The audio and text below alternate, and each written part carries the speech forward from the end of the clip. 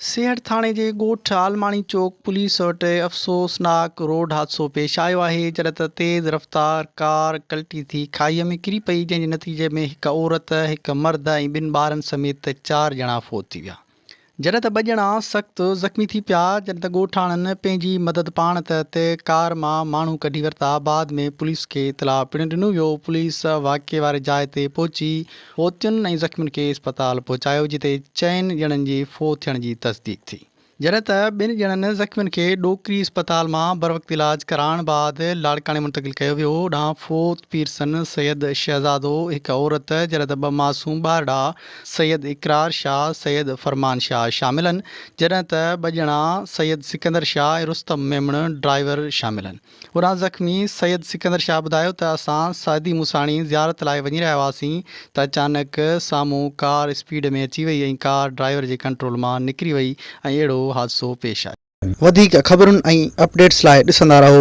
Sindh news web TV.